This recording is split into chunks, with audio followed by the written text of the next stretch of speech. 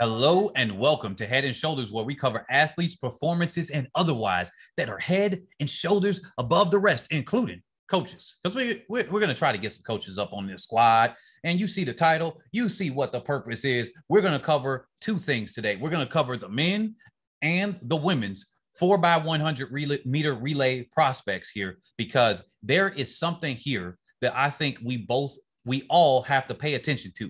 And one of the things is that the United States is in trouble. I know, ouch. I know they're in trouble. We gotta realize this. I'm looking at them like, what the heck just happened to Bromell? Yes, he could have been injured. Yes, these things are there. But one thing we do know is that he didn't perform. That's all. And shh, for the people that want to just sit and complain about anything I'm about to say, just shh. Listen to the whole thing first. Before you say anything, I'm about to say both sides on everything. We're going to say the negatives and positives to the Jamaican women and the American men here about what they can do. All right. Because I'm going to be looking down at the comment section just like this. Irby was looking like, can you roll that vid back? I'm going to be like, okay. Now, here we go. Now, all right. Trayvon Bromell. Ranked number one in the world this year because, quite frankly, running number one in the world this year, running some of the fastest times. Look at his results. Let's just look at this and show that other than this one right here in this 60 meter, he has basically been darn near unstoppable when it comes to his 100 meter races and the short sprints. Like, can we just see that first, and then fifth? That was the first sign when he slipped out of the blocks. Could he have ruptured something when he slipped out of the blocks? Quite potentially, but who knows? All right. Who knows? Now, also to point out other things here, he's had good headwinds or tailwinds with him. Whereas right here, the tailwinds haven't been as big. Now, this one right here, without that big tailwind, he still was able to run that 9.8. So therefore, he was in better shape right there at the trials. Okay. But we do want to pay attention to all results and put them together. This 1.5 here is better than this one. All right. So he ran that 9.77 there. Now, unfortunately, he might be injured. And if he is injured, I can't see them putting him on the relay.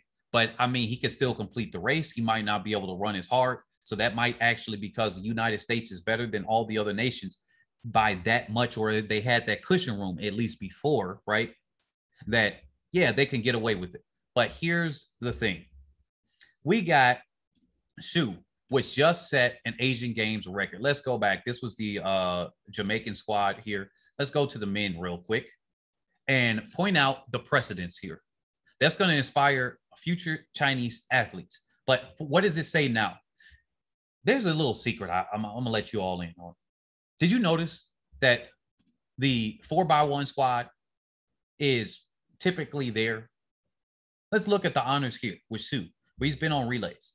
Yeah, maybe the Chinese relay got the one that he was on in Rio got fourth, and then he got sixth in the 100 in the final here.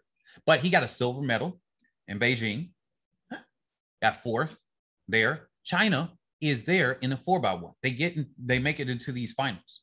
Now that bodes well for China because he's running faster than he's ever run before.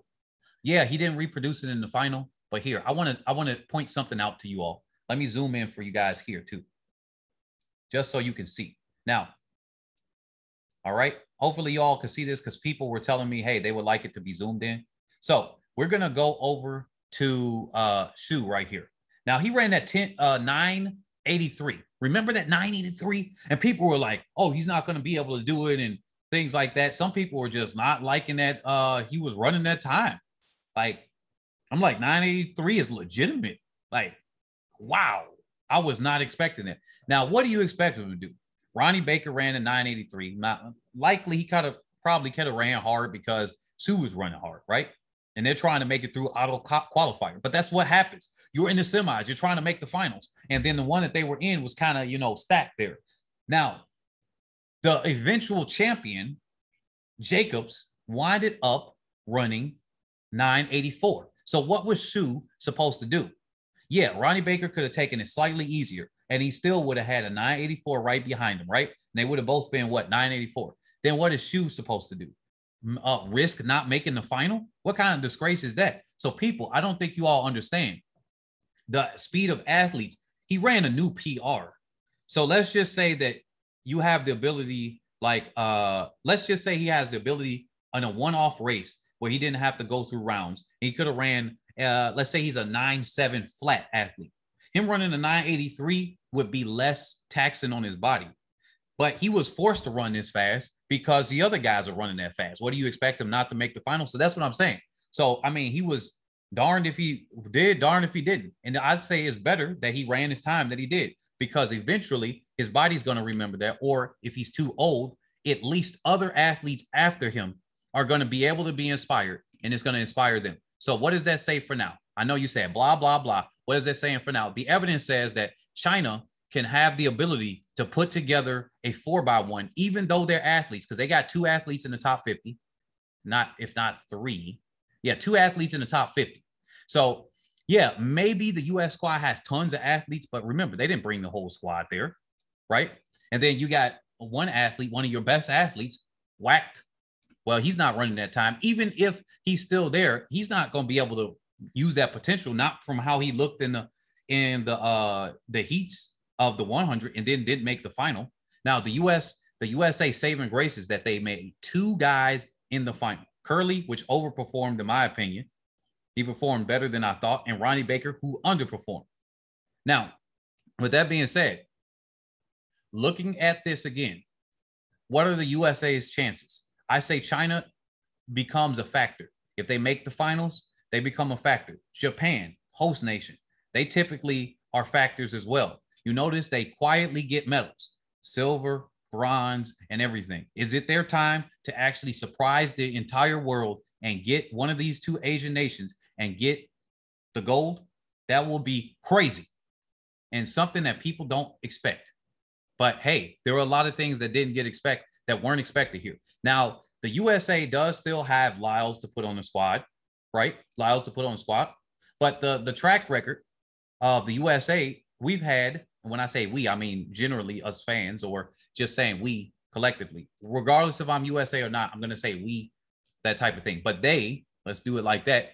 They have had a history of 13 years of messing up 4x1s, 4x4s, and other relay squads. So, I mean, I hope the curse is lifted, because I want to see a good competition.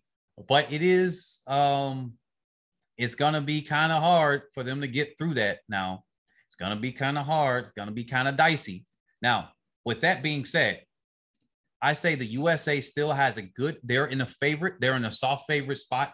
The only other squad I can see put together is South Africa, the Simbine, but you know what happened with him. South Africa, China, Japan. I would almost say Canada, because DeGrasse did what he was expected to do. And they also have 2 athletes in the top 50. But I'm just going to have to give China a higher ranking than those athletes. When you look down this list, I would say China is at a higher ranking. So I would say USA soft favorite, with China right there, right on them. I would say China is probably going to get 2nd or 3rd. If I had to make a call now, 2nd or 3rd, and they could potentially win it. They're going to get 2nd or 3rd. All the other nations don't have to run as hard and pump their chest and go like this, like the USA does when they're competing with each other. It's a very competitive nation, and sometimes that leans to athletes, blowing out and burning out by the end of the season, getting injured and everything. At the end of the day, there's no excuse. Congratulations to Trayvon Bromell for a good season. A fair season. I'll say it like that. Because you worked hard. All of you guys are working hard. And I want to acknowledge that before we do it. But I got to hold you to account. You did not perform to what you expected. If I call out Elaine Thompson, I'm going to call you out. All right? No hard feelings. You didn't perform to expect it. You were probably hurt. Dina Asher-Smith underperformed as well. She was definitely hurt, but she underperformed. These are things that happen. So with that being said, let me switch over to the women. We're going to cover both the positives and negatives. Let me remind that. And if you're this far into the video, pause just for a second. Hit that, turn your phone sideways, press the like button and the subscribe button. and then turn it back up. And then here we go. And then let's continue. All right. Now, when it comes to this squad, here's the negatives. I know. Y'all like, okay, what is he about to say? One, we've had multiple squads that have technically been faster on paper than the American squad in 2012. I think we all can acknowledge that. Even before the American squad, they had a faster squad that the Jamaicans put together and the United States put together before. All right, let's go over here. Nope. Let's go over to the women's times here so we can look at this. So there's been faster teams on paper than the ones in 2012. But what winded up happening in 2012 that was different?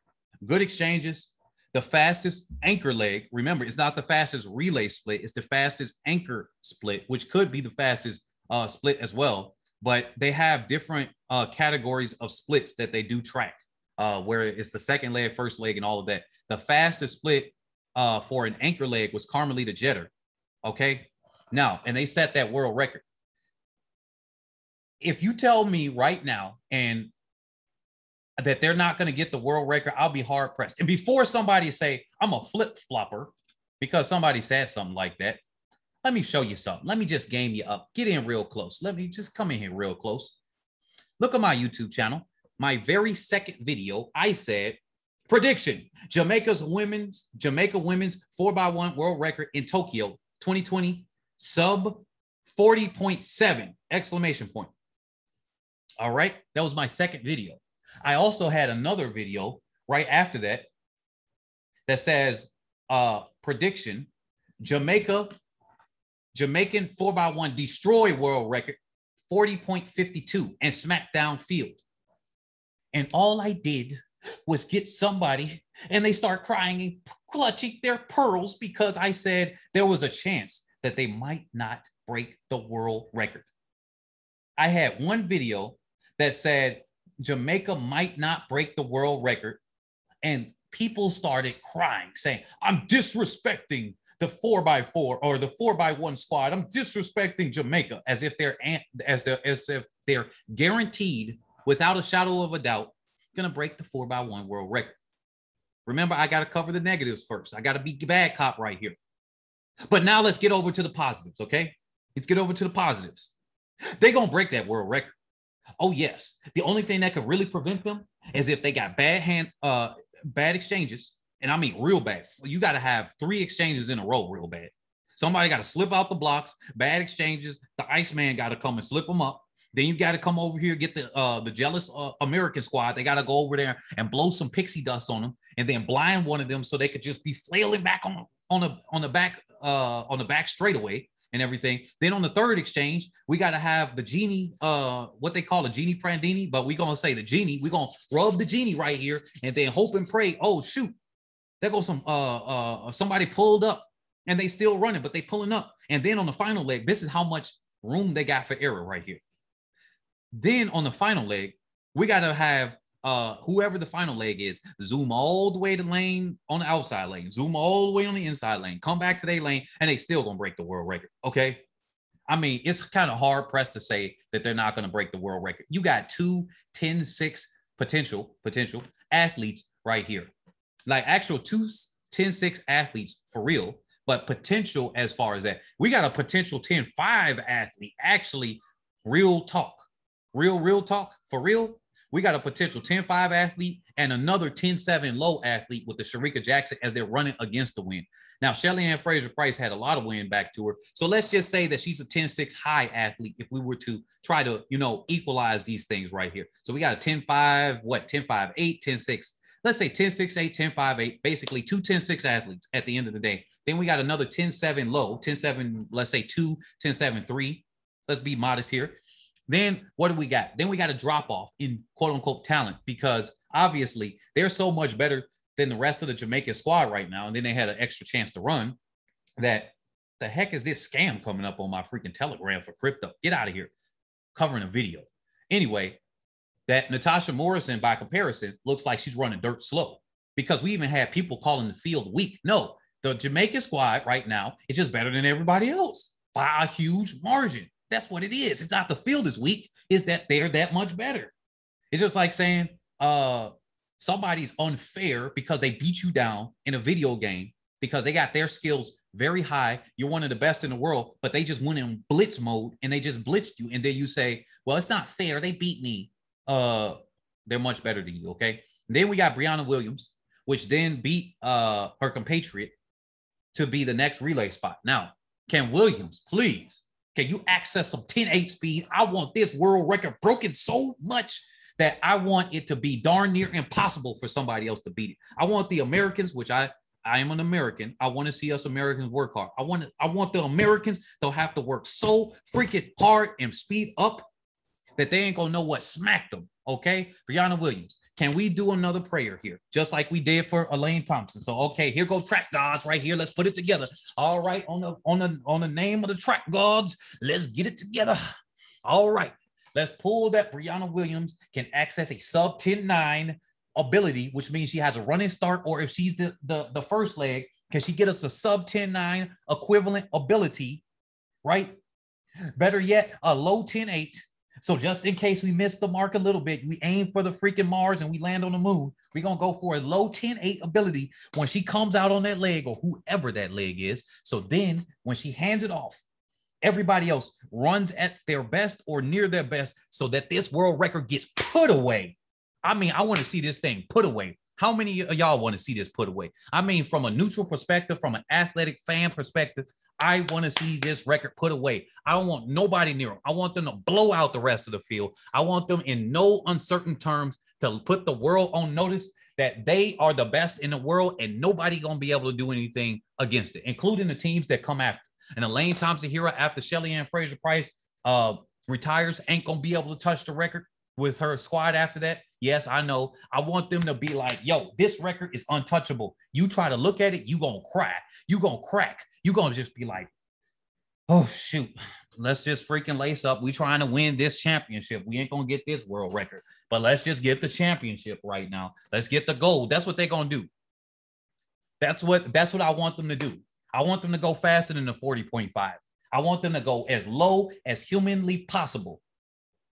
If we can activate 10-5 or something like that, equivalent Elaine Thompson-Herah with a running start, oh my goodness. I want Carmelita Jetter's time that she ran on the final leg to look like it was a turtle, like she was running in sand. That's what I want to see. So what do I see with this? After saying all of that, who do I see coming in second? Ooh, it's gonna be close because Dina Asher-Smith is out. So that ain't happening. That actually just kills Team Great Britain's prospects. The Swedish got two athletes running at top level. So I would say Germany, Sweden, they're up there with the U.S. and they all got a chance right there. That's what I would say, Germany and Sweden. It's going to depend on their third and fourth leg and their handoffs. I would gather to say that on the women's side, they might have China or Japan, but really, I don't see that at all. Are they even lining up, actually, Japan? They probably are because they're the host nation, so they want to have things filled and everything. But I got to say, Sweden is looking real nice right now. Real nice right now. Real competitive with the United States, which can have a whole bunch of people to pull from the 200 and everything like that. Now, like I said, one word of warning right here. Please, Jamaican selector squad coaches, do not put Elaine Thompson-Herah and Shelly-Ann Fraser-Pryce to exchange from each other. I mean, do not have them exchange from each other. All right. Yes, this is how I'm looking right here. Don't have them exchange. They are not looking compatible right now. I know they could probably get over their differences, but I want to see max speed. I don't want to see a slight hesitation when she over here trying to pass off. Maybe you have Elaine Thompson on the anchor leg. Actually, it would be better for having, if they do that, it would be better for Elaine Thompson-Herah with a good bend to come off and pass to Shelly-Ann Fraser-Pryce on the anchor. But most likely they're now going to have Elaine Thompson-Herah on that on the anchor.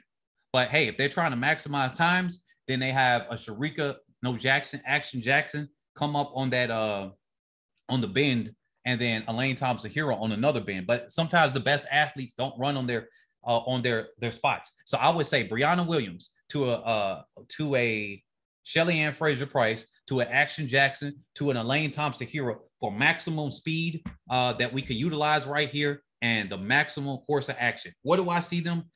I mean, look, they got the ability at this point, that 40.52, I say they should be able to get that 40.52. Well, that's what I'm giving them right now. I'm going to put it right there. But if I had to do a range, I'd say 40.4 something all the way up to 40.6 something. That's why I see the range right there. I see it in between it. But I want them to put it away. Put it away. Now, I'll catch you all on the next one. Definitely like, comment, subscribe. We need to get those 10,000 subscribers up like yesterday. All right. All right. Catch you all next time. Peace.